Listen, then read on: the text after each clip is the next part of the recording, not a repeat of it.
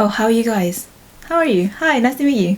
I'm Angela. My first ever favorites video. I don't know why I haven't done it before, but let's just get into it. I'm quite excited to share what I like the month of June. There's not that many stuff, but it's enough, I think. But without any rambling, let's just get into it, because I'm sure you guys just want to get into what I like for the month of June. So the first thing is this foundation. It's the Clinique Beyond Perfection foundation plus concealer. Apparently, yeah, I believe it. It's pretty full coverage. This is what it looks like, and I'm in the shade 5.75 cork, but it's like a massive doe foot and is super full coverage. That's why I like it, because recently I've been having loads of breakouts on my cheeks, but as you can see, you can't really see it because of this foundation.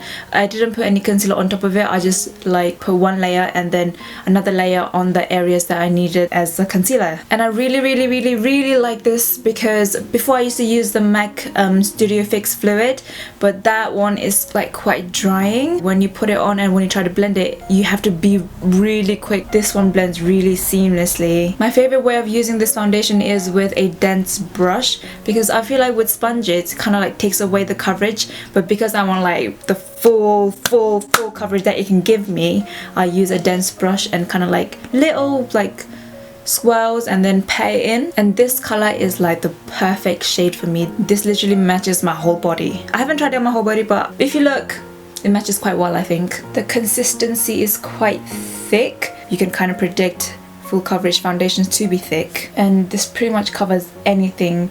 Maybe with one layer it doesn't cover like really bad scars or anything, but with second layer it covers anything. The other thing that I like about this foundation is that it does not have any smell, because I don't know, like when you put something on your face and it has a fragrance, like you can pretty much smell it until you get used to it. I don't want to be smelling anything else apart from the perfume that I want on my body, so it's good that it doesn't smell like anything. So if people are quite like sensitive about smell, give this a go.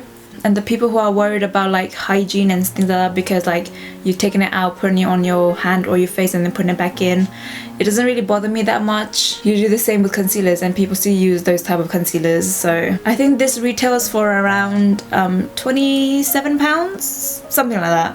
Yeah, for £27 it's really good. I highly recommend it, because they have a lot of shade options. I'm pretty sure you'll be able to find your shade. I mean, who has 5.75? One advice that I would give, when the lady tried to match me to the color, I think she got a bit wrong. So I was like, match my neck or my chest, because I think my face in some areas is lighter than the rest of my body and some areas is darker, so I just wanted to match my body so it looks more natural. So I got her to match my neck, and this was the best match. So when you're next going to go get your foundation match, maybe match it to your neck.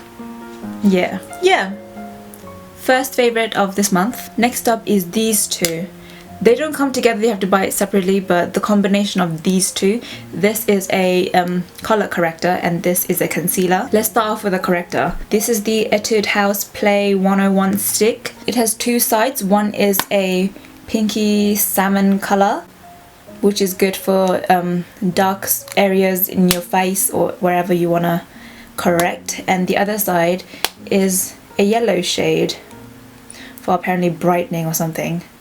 But I don't really use the yellow side, I just use the pink side, because my under eyes is quite dark. But I was kind of iffy about correctors before I used this, because I looked at like loads of beauty videos where they color correct and things like that, and like, to be honest, they use so much of it, like there's no point to it. For example, if you have like dark circles, I've seen people use like red lipstick or red liquid lipstick, and they literally cover this whole area and it's literally red, and the amount of concealer that they put on top of it, the concealer could have covered the darkness anyway, so there's no point of using that red lipstick. So I did a little bit more research, and then apparently like you're not meant to put as much, you just need to put enough to kind of neutralize the darkness, and then you go over it with your concealer. So yeah, and this is pretty good because it's not a really red.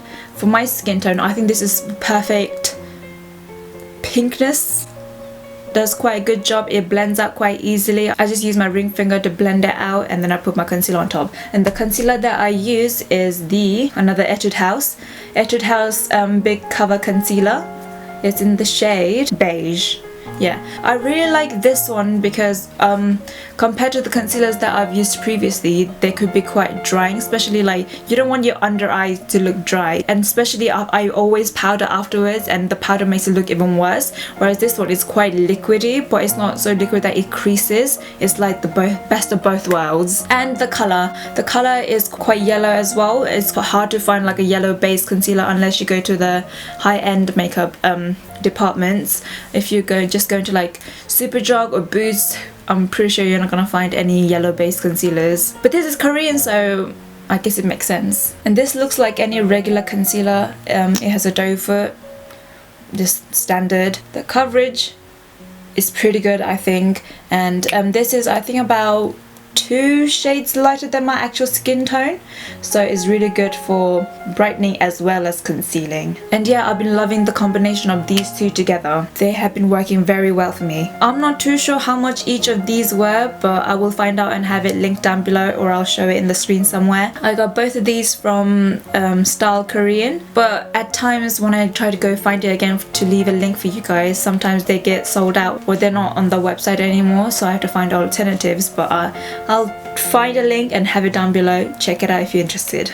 Let's move on to the next one. There's another combination, brows. They're both from Maybelline. I think this is a new addition to their line, but this one, I can't tell you anything about it because all the lettering has like disappeared. But the only thing I like about this one is the powder side. It comes with a sponge and then you do this to get the powder on the sponge and then you can just fill it in. But I only use this to like kind of outline the shape, kind of like fill in the shape, and then I use this to define it. Because of the pencil side, it's so tiny that you can kind of mimic like little hairs, but obviously ideally I would want something a bit finer than this, but I'm pretty sure that's just gonna break in one stroke, so this is alright for now. So what I do is get the pencil side and then just create little strokes, and then I go to the spoolie side to blend it out to make it look more natural. The skinny one is called Maybelline New York Brow Precise Micro Pencil. I think it came out like maybe 1 week or 1 or 2 weeks ago, I'm not too sure, but it's pretty good. I got it in the shade Deep Brown. Next up is a cheap product. I'm not too sure how much I paid for it. I think around a $5. I think it's around a $5. So this is the Revolution Luxury Powder in the shade Banana. I think it was trying to copy the Ben Knight one, the banana powder that was like so viral like last year or 2 years ago. And I was just in Superdrug. I only needed to buy shampoo, but I just bought loads of things. But anyway, I just wanted to give it a go. I've never tried the Ben Knight's one, but I just wanted to see what this was like. And to be honest, it's quite good. It's so fine. It kind of feels like a powder foundation, but it's not, but it doesn't give you the coverage of powder foundation, which I quite like, because if you add powder foundation on top of your full coverage foundation, you're gonna look pretty cakey. And I've tried that technique before, because back in my teenage days when I had acne everywhere, I wanted the fullest of the fullest of the fullest coverage, so I tried full coverage foundation and a foundation powder on top, but my oils seep through and it looks like paint. Like it looked like I just painted over my face, and it wasn't a good look, and it easily rubbed off as well, so it didn't make my foundation last as long. But this one, it's like a hybrid between a powder foundation and a translucent powder. In my personal opinion, it's pretty good. I use a sponge to pack it onto my face. I kind of bake with it. I place it mostly on the areas where I get really oily, which is like around here and on my forehead. I don't use that much under my eyes because I don't know, I don't get oily down there. I don't get oily under my eyes, so I don't need that much powder to set it anyway. But I do put on a little bit, but mostly around here and on my forehead.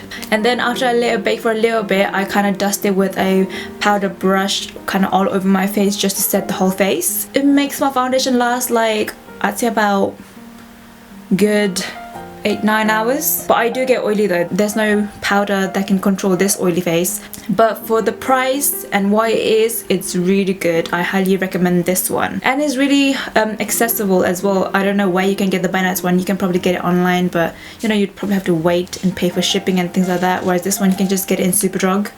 The only thing I don't like about it is you have to pour it onto your hand or on like something else. I don't know what else. It would have been nice if like the cap was quite big as well, so I can use the cap as the plate or palette.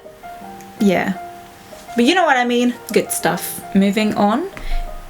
It's a eyeshadow palette. This is from Heimish. Oh my god, I love this palette. It's so good.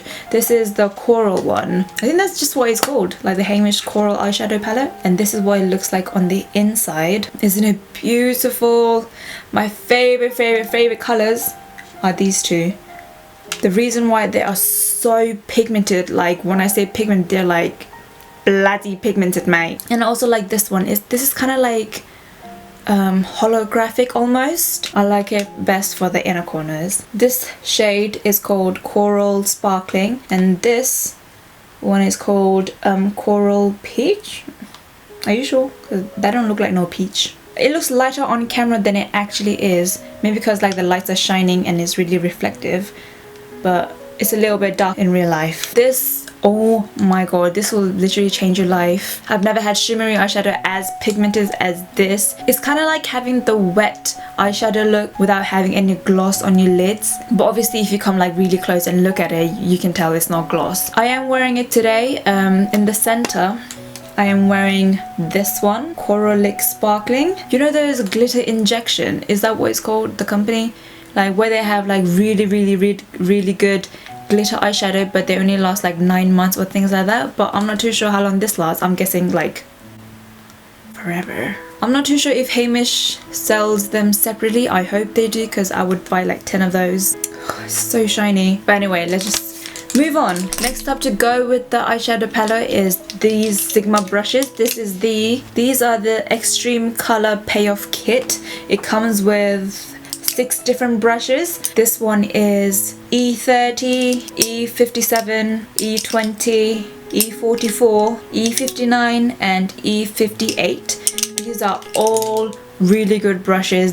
These like proper packs it on, like in the name Extreme packs it on, like packs it on. Especially E58. I use this one to pack on the middle eyeshadow today, and it kind of like mimics your finger. You know how like beauty gurus do swatches and they use their finger and they show you the swatches, but in reality when you use the brush to put it on, it doesn't become as pigmented as you would with your finger, but this kind of mimics your finger. It's so dense. I'm not too sure if the brush is synthetic or not. I think it is. Maybe that's the reason why it picks it up so well, but like I said, it kind of mimics your finger and it picks up so much of the eyeshadow without wasting anything, and it doesn't get stuck inside the brush. You can just pick it up and put it directly on your eyelid, and that's exactly where it's gonna stay. And same goes with all these other brushes. I wouldn't say this is the best for blending out. It is just best for like packing it on. Use like other fluffy brushes to blend it out, but these like the name says, Extreme Payoff, it pays off extremely good. The other item from Sigma that I've been really liking is their Sigma Express Brush Cleaning Mat. This is really good. It has suction cups at the back, so you can just cup it down onto your sink and then brush them while you wash them at the same time. It has different like textures all over, so whatever brushes, if it's fluffy, if it's dense, it's good with all of them. Because of all the different textures, it gets into like every little strand of your brush and it cleans it completely. And you don't really have to wash this that much because it cleans itself while you clean the brushes anyway. So you just have to like rinse it off. With this, I use the Sigma Magic Brush Shampoo, but you don't have to use this one. To be honest, you can probably just use like soap or something. As long as it cleans, it doesn't really matter. You can probably just use like regular shampoo. Before, when I didn't have this, I used to use my hand and like swirl it on my hand, but I have to do that like 2 or 3 times for me to get everything off the brush. But whereas this one, you just swirl it to wherever texture you want, and then that's it. Just like wash it once, rinse it, you're done. Move on to the next brush. So yeah, and I always keep this in my bathroom. I just like stick it on the wall, and whenever I need to use it, just take it off, stick it on the sink, wash it, stick it back up. Now for the final items. Again, they don't come together, you have to buy them separately, but they're both lip balms. So let's start off with this one, Bliss Tex Intense Moisturizer Lip Care in Cherry. The flavor doesn't really matter. I think it's all the same. But this, it's when it says intense, it's proper intense. The only time I use it is at night time because I'm not gonna wake up during the night time just to top up my lip balm, you know. So it looks like this. When you squeeze it, it comes out white because it's so intense. When you put it on, it might look white, but you just have to like massage it into your lips. But if you're just using it while you're like sleeping, no one really cares anyway. But it's like proper intense. It's quite thick. I put one layer on when I sleep, and when I wake up in the morning, my lips are nice and luscious and moisturized intensely. Yeah, it's just really good. I think I bought it for like £2-3 in Superdrug. This is quite a small tube for £2-3, but because you're not using that much, because it's so intense, I think it will last you about maybe 2 months. So the next lip balm, I featured this in a video previously, but I'm not too sure which video it was, but it's the Palmer Cocoa Butter Formula lip balm in dark chocolate and cherry. It has SPF 15, which is really good for the summer because I don't want my lips to be burnt. And the shape is oval. I like the shape. At first I was kind of confused about the shape, but as I got used to it, I think it's genius, because if you put it down somewhere, it's not going to roll off anywhere, and it becomes slender, so it's easier to put in your pocket. Not that it was a problem before, but anyway, just another point. And it smells really good, it tastes really good. Not that you should be like biting it off and eating it, but if you just happen to lick your lips, it tastes really good. And it's moisturizing. Before I used to use the Nivea, I don't know what it's called, but just like the Nivea one, and apparently like with most lip balms, they kind of make your lips dry out a little bit, so you would keep on applying and keep on buying their products, you know.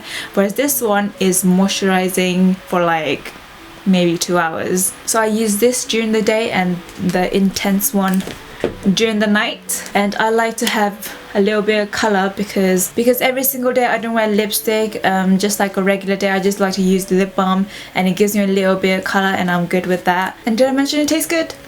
So that's the final product that I've been liking in the month of June. I was also gonna have like a segment where I say the products that I didn't like, but there isn't any, because I don't know, I didn't try that many things this month, so I don't really have any complaints about any products this month. Maybe next month I'll have something to hate.